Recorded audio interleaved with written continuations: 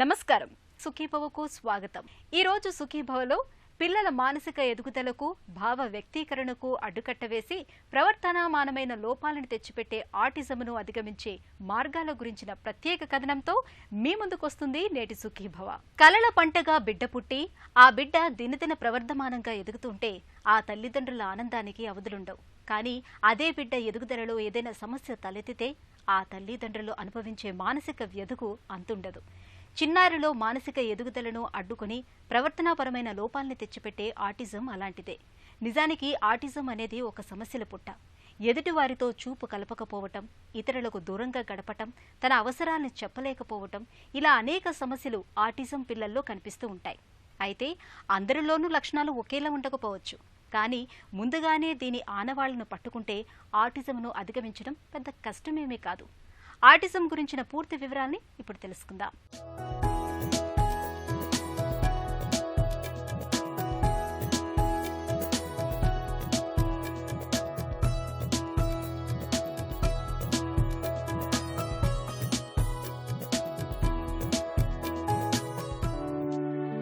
నవమాసాల తరువాత అమ్మ కడుపు పంట పండి పండంటి బిడ్డ పొత్తిళ్లలోకి వచ్చాక ఇళ్లంతా ఒకటే సంబరంగా మారుతుంది। ముద్దులొలికే పసిబిడ్డ ఉనికితో రోజులు నెలలు ఇట్టే దొర్లిపోతుంటాయి। తెల్లారితే కాలం ఎలా గడిచిపోతుందో కూడా తెలియదు। మెడ నిలపడం, పాకడం, బోర్లా పడడం, తలెత్తి చూడడం, అత్తా తాత అమ్మ అంటూ చిలక పలుకులు పలకడం, ఇలా బిడ్డకు సంబంధించిన ప్రతి మార్పు ఇంటిల్లిపాదిని ఎనలేని సంతోషంలో ముంచెత్తుతుంటుంది। అయితే ఇదంతా నాణ్యానికి ఒకవైపు, మరోవైపు బిడ్డ శుక్లపక్ష చంద్రునిలా ఎదుగుతున్నప్పటికీ కొంతమంది పిల్లల్లో మానసికమైన ఎదుగుదల లోపాలు కనిపిస్తుంటాయి। చూపు కలపకపోవడం, పిల్లలతో కలవకుండా ఉండడం, మాటలు సరిగ్గా రాకపోవడం, ఇలా చాలా రకాల లోపాలు కనిపిస్తుంటాయి। ఈ రకమైన లోపాలను వైద్య పరిభాషలో ఆటిజంగా పిలుస్తారు। ఒకప్పుడు పాశ్చాత్య దేశాలు సంపన్న వర్గాల్లోనే ఎక్కువగా అనుకునే ఈ సమస్య ఇప్పుడు మన దగ్గర కూడా ఎక్కువగానే కనిపిస్తోంది। ఆటిజం అనేది జీవితకాలం ఉండే డెవలప్మెంటల్ డిజార్డర్। ఇంత మునుపు ఇంత ప్రివిలెన్స్ ఎక్కువగా ఉండేది కాదు సమాజంలో, కానీ ప్రస్తుతం సమాజంలో ఆటిజం తాలూకా రేట్ ఎక్కువ పెరుగుతూ ఉంది। ఇలాంటి డిజబిలిటీ అనేది జీవితకాలం ఉంటుంది, కానీ రైట్ టైం రైట్ ఇంటర్వెన్షన్ ఇవ్వగలిగితే చాలా వరకు వాళ్ళు దీని నుండి బయటపడగలుగుతారు। ఆటిజం ఉన్న వ్యక్తుల్లో కనిపించే లక్షణాలు ఏంటంటే రైట్ ఫ్రమ్ ఐ కాంటాక్ట్, వాళ్ళకి ఐ కాంటాక్ట్ ఉండదు, అంటే మనుషుల వైపు చూసి మాట్లాడడం ఉన్నది ఉండదు। తర్వాత మాటకి రెస్పాన్స్ ఇవ్వరు, మనం పిలిచినా రెస్పాన్స్ ఇవ్వరు, వాళ్ళ వరల్డ్లో వాళ్ళు ఉన్నట్టు కూర్చుంటారు। దట్స్ హౌ పేరెంట్స్ కూడా గుర్తుపడతారు ఈ రకమైన డిజబిలిటీని। అలాగే కాకుండా వీళ్ళ పిక్యులర్ బిహేవియరల్ ప్యాటర్న్స్ ఉంటాయి, కొన్ని హ్యాండ్ క్లాపింగ్ అని, వస్తువులంటే అబ్సెషన్ ఉండడం, ఇవన్నీ కూడా జనరల్గా ఈ ఆన్సెట్ అన్నది ఆటిజంది 18 months టైంలో గుర్తుపడతాం। ఎందుకంటే అంతవరకు 1 year వరకు పిల్లడు బాగానే ఉంటాడు, అన్ని మైల్ స్టోన్స్ వేసి చూసేస్తాడు, కూర్చోవడం, నించోవడం, రన్నింగ్, మెట్లు ఎక్కడం, మెట్లు దిగడం అన్నీ చేస్తాడు, మాటలు కూడా స్టార్ట్ చేస్తాడు। సడన్గా 15 months 16 months వచ్చేసరికి వాళ్ళు కొద్దిగా సమ్ రిగ్రెషన్ చూస్తారు పేరెంట్స్, వచ్చిన మాటలు మర్చిపోతుంటారు పిల్లలు, దెన్ ఒక్కడే ఉండడానికి ఇష్టపడుతుంటారు, దెన్ మిగతా ఏజ్ గ్రూప్ పిల్లలతో కూర్చొని మాట్లాడడానికి ఇష్టపడరు, మనకు ఐ కాంటాక్ట్ ఇవ్వరు, రిపీటెడ్ మూమెంట్స్ ఉంటాయి, స్టీరియోటైప్ బిహేవియర్స్ ఉంటాయి। తర్వాత ఎకులేలి అంటాం, ఏదో అలా తాత తాత దా ఏమో మీనింగ్లెస్ మాటలు మొదలు పెడతారు। 80s నుండి dramatically we're seeing the changes in the autism చిల్డ్రన్లో। 2007 కల్లా దేవర్ జస్ట్ 1000లో 1 or 2 చిల్డ్రన్ ఉండేవారు autism children, but now the prevalence కొన్ని రోజులు ఒక 2 years back it was 1 in hundreds అనుకున్నాం, ఇప్పుడు 1 in 69 చిల్డ్రన్ ఆటిజం పిల్లల సంఖ్య పెరిగింది।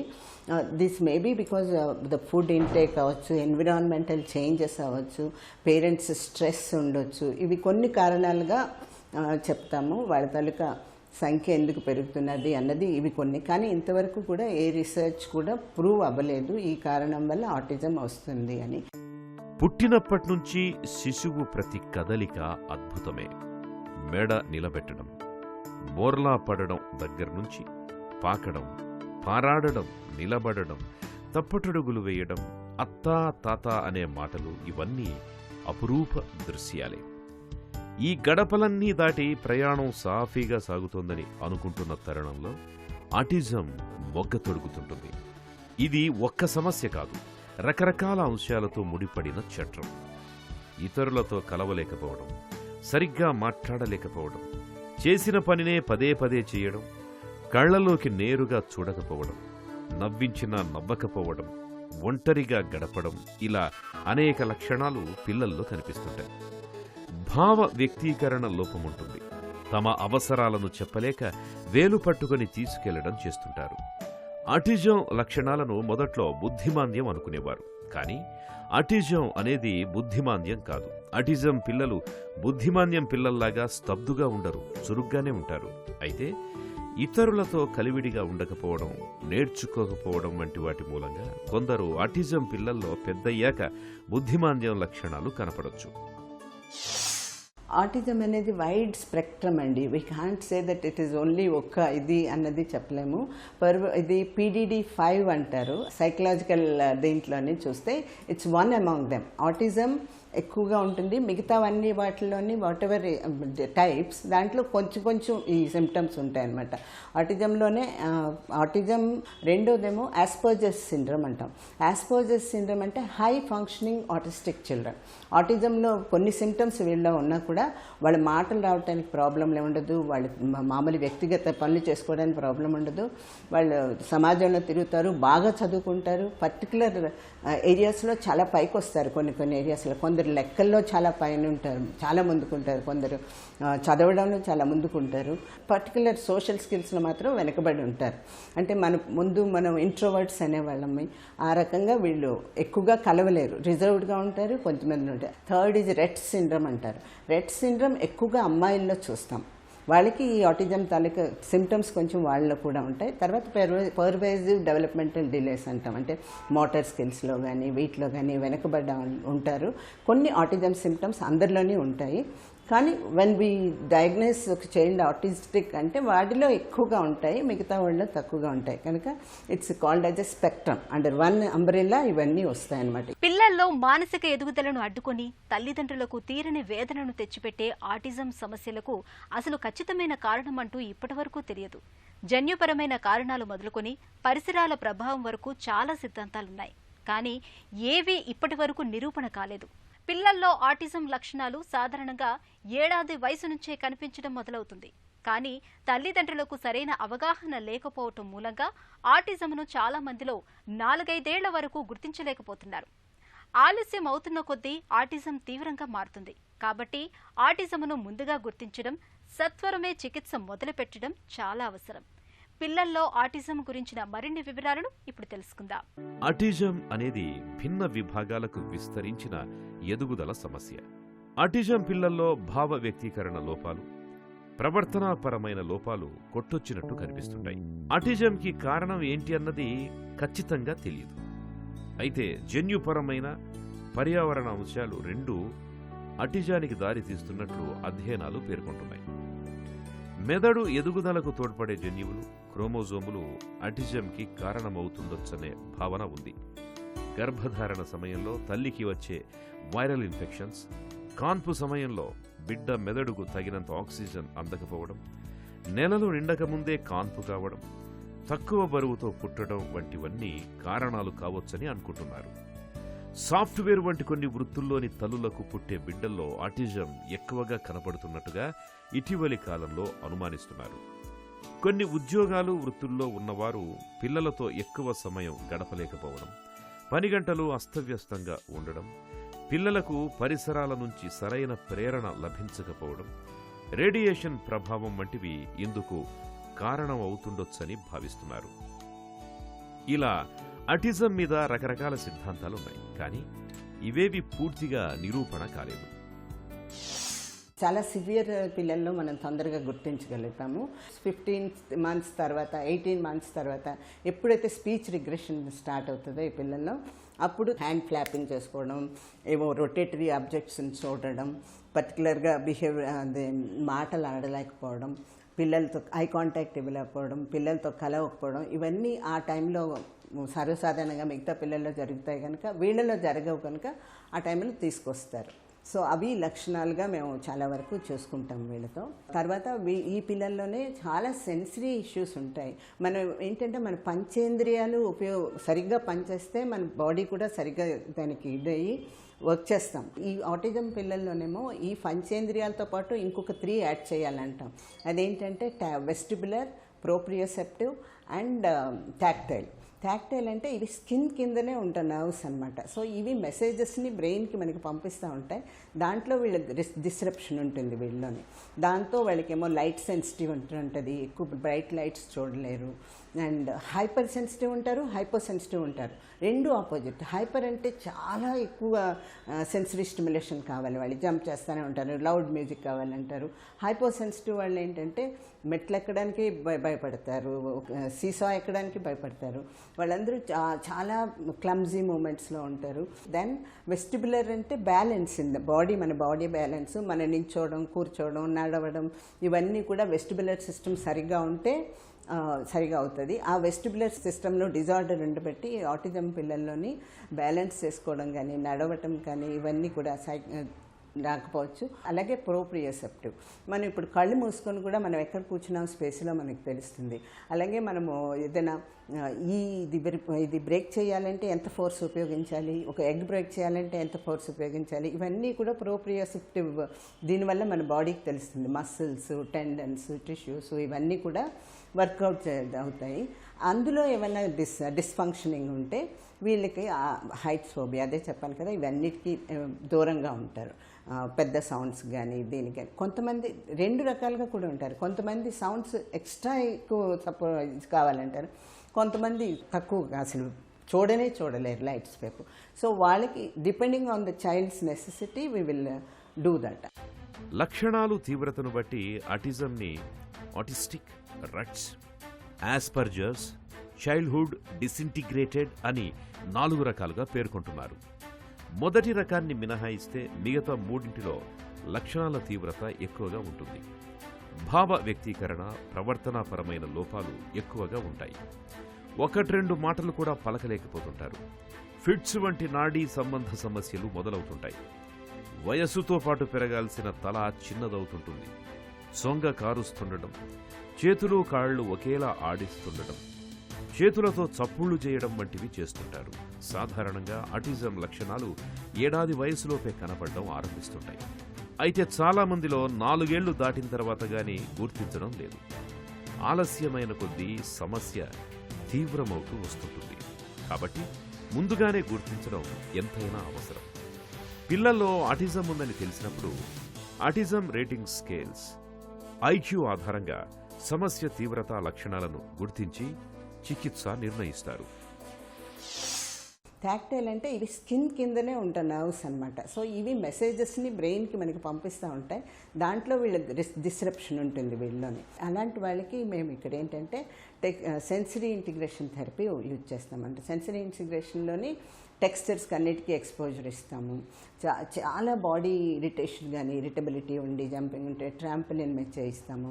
దెన్ ర్యాప్ థెరపీ అంటాం. పేరెంట్స్ పర్మిషన్ తీసుకొని దుప్పటితో శుభ్రంగా చైల్డ్ని కప్పి we try to make him still అయ్యేటట్టు చేస్తాము.